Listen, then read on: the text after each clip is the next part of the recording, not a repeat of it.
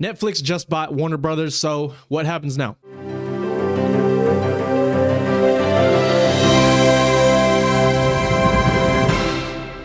Hi everybody, welcome to the channel. Let's talk about this big news. Netflix has officially purchased Warner Brothers Discovery. That includes HBO and HBO Max for around $82.7 billion. Netflix won the bid after months of bidding for the company, beating out bidders like Paramount and Comcast. The deal is signed, but still has some things to sort out before the effects of the merger are truly felt. With this deal, Netflix gets control of Warner Brothers film and TV studios, as well as HBO and HBO Max streaming operations. But apparently they won't do much with Discovery, as that side of the company is expected to dissolve into its own separate entity. With this merger, the following properties are now under Netflix's control. You got the Harry Potter universe, the Game of Thrones and all of their spin-offs, Friends, the entire series, Cartoon Network, their entire library, and of course what interests me the most, the entirety of the DC universe, including their animated shows, their movies, and James Gunn's brand new rebooted DC universe. Netflix co-CEO Ted Sarandos stated, "Our mission has always been to entertain the world. Together, we can give audiences more of what they love and help define the next century of storytelling." Well, now what? I mean, it seems like Netflix is clearly the streaming wars winner.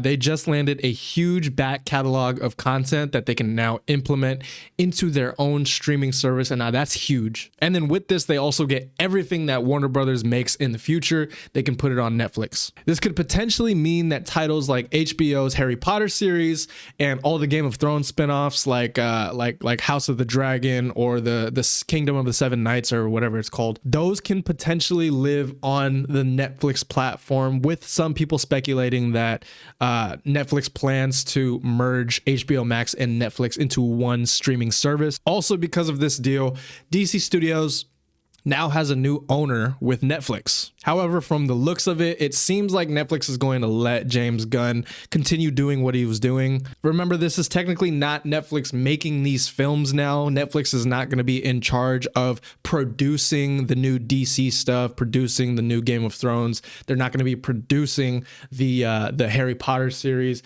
It's all still Warner Brothers.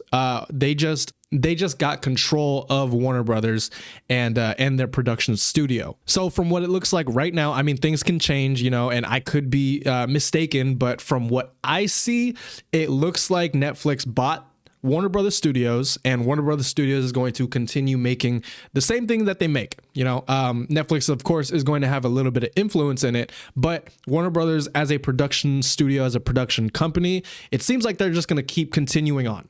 Remember, a Netflix produced film is going to be different than a Warner Brothers produced film. At least that's my understanding. However, now with Netflix seeking control of all of Warner Brothers, the question is, what's going to happen with theatrical releases? Everybody online has already been talking about how Netflix is just going to do away with theatrical releases. They're not going to want to do anything with movie theaters anymore. It's the death of cinema. Everything's going straight to Netflix. Let's pump the brakes a little bit. Now, of course, I know I'm in the same camp, right? Movie theaters are essential. I think movie theaters have, you know, been a staple for movies because that's where you watch it. But when Netflix came back in not a couple years ago, it's actually been like, 20 years or something like that. When Netflix came in, they revolutionized how you watch a movie, you know, with DVDs and stuff. But now it has lived on your TV. It has lived on the internet. You can literally just pop on any single movie that you can. Why not pop on a brand new film that just released? You finish the movie, you can play it the next day. At least that's what their thinking is. Netflix, of course, has a history of releasing films straight to streaming, or at the very most, releasing with a 2-week theatrical window. We all know that Netflix doesn't like doing theatrical releases. That has started to change a little bit. You know, they're putting the Stranger Things finale in movie theaters. They put Frankenstein in movie theaters as a limited release. They also put the Knives Out movies in theaters for a limited release. So, you know, they're kind of, you know, putting their toe in the water, kind of checking the temperature before they really want to jump in and do theatrical releases. And I think them buying Warner Brothers is them jumping straight in. There is a lot of concern, though, when it comes to the Directors Guild of America. I mean, they just put out a statement regarding their concerns and plan to meet with Netflix about it and you know, what their plan is with theatrical releases moving forward. Because if, you know, their movies aren't going to be shown in movie theaters, some directors might not want to work with Netflix. All right, so all of this aside, what are my thoughts on this? What's my opinion on it? I think if I'm putting all that bias aside, Netflix kind of made a good move, you know? And I think Warner Brothers made an even better move. If you talk about the state of Warner Brothers back in 2022, after AT&T just ran that company to the ground and just, you know, butchered everything. And mainly I'm talking about like DC, because I'm a comic book fan. I'm a Marvel and DC fan. So I was paying attention to a lot having to do with the DC movies. And they obviously, just off the DC movies alone, they had like 3 different people in charge. And then it's just like, you look at the AT&T DC universe, you don't have a through line. That kind of is what you can see with Warner Brothers as a whole, as a studio. There was just no through line. And keep in mind, AT&T also did this with a lot of the stuff that they bought. They bought DirecTV, and, you know, so AT&T just didn't do a good job in general, right? They burned the company to the ground. But you compare that to today and the state of the company today, it's night and day. The CEO, David Zaslav, he resurrected this company for the last 3 years and taken the company to a much healthier state financially. Not only him, but Pam Abdi and Mike DeLuca, you know, the producers, they have been producing absolute hits this year for Warner Brothers, with that streak of the 7 movies in a row, opening to $40 million. No studio has ever done that before. And not just making money. I mean, like good movies, you know, like Sinners. You had Weapons that came out. The horror franchise kind of lived and breathed with Warner Brothers. I mean, if we are talking about money, you made Minecraft, which damn near made $1 billion, I believe. I mean, fact check me on this, but what they made a lot of money.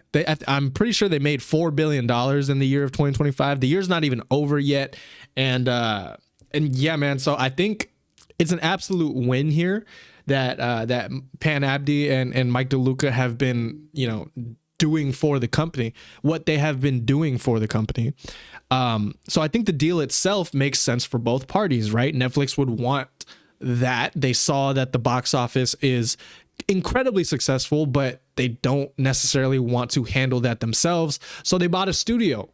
They bought a studio who have proven this last year that they are good at making movies that make money. I mean, this whole year, they've proved that, so they bought them. And then with Warner Brothers, I mean, again, AT&T ran them to the ground, very, very low stock, and they worked them all the way back up to the top. And what do you do when you're at the top? You sell it. You sell when you're at the top. They probably could have made a lot more money, especially with this seven movie win streak that they're on.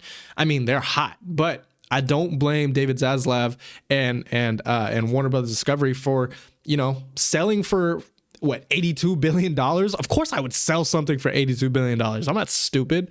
Especially when I was worth what, like 40, like half of that. About 3 years ago, I was worth half of that. Maybe even less. I don't know. I don't have the numbers in front of me. But again, it makes sense for Netflix because they got rid of that competition that HBO Max was for, you know, Netflix's streaming platform. They gain a foot in the theatrical space with acquiring Warner Brothers as a studio.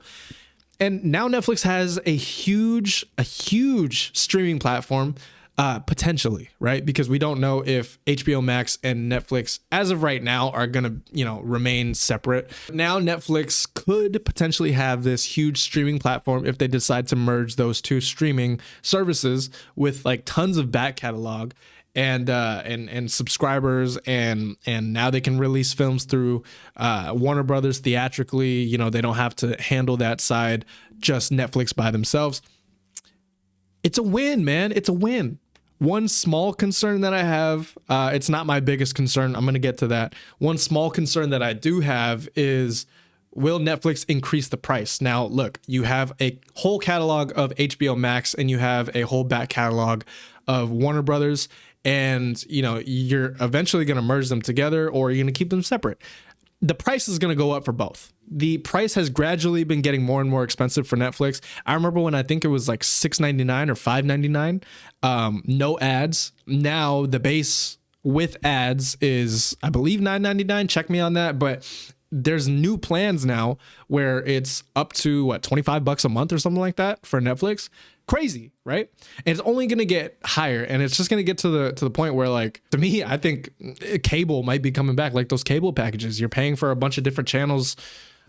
I don't know. So yeah, I think the price is definitely going to go up. My biggest concern here is probably everybody's biggest concern. Is Netflix actually going to commit to theatrical releases? Now, I read somewhere that they are committing to theatrical releases, but they're doing shorter movie windows. To me, that just makes no sense, because why would, if a movie is hot, let's say Avengers Endgame. If Avengers Endgame is hot and they are making money every single week at the box office, why would you cut that release short? Milk that shit. Milk it until it's dry. So if they're gonna do a shorter release window and then have their stuff go to Netflix, you're just leaving so much money on the table, at least I think. But that's just my thing. I just think that, you know, I don't know if Netflix is really going to commit to theatrical releases. I don't have much faith in that. I could be wrong, but history proves that Netflix doesn't really love putting stuff in theaters. And even if they do, they only put it in there for like 2 weeks. It's limited release. Again, everybody can change, right? Let's see what their plan is now that they have a whole production studio. A production studio, might I add, that is super successful at releasing movies in movie theaters, because this past year, right? They have been extremely successful at that. So I'm gonna have to wait and see and save my judgment. Maybe I'm just being way too optimistic. I don't know. What do you guys think about this? Like I said, am I being too optimistic here? Should I be rioting at Netflix's doors? Is this a monopoly? Is this bad for the movie business? Is this bad in general for streaming services, for your pockets? Let me know down below in the comment section, but I want to thank you guys for watching this whole video. I really appreciate that. If you guys like content like this, go ahead and subscribe. We're going to try to build a community here, just talking about movies, just having fun. So again, let me know what you think about this. Netflix bought Warner Brothers. Is this good? Is this bad? What are your concerns? Put them all down below in the comment section. And until the next video, goodbye.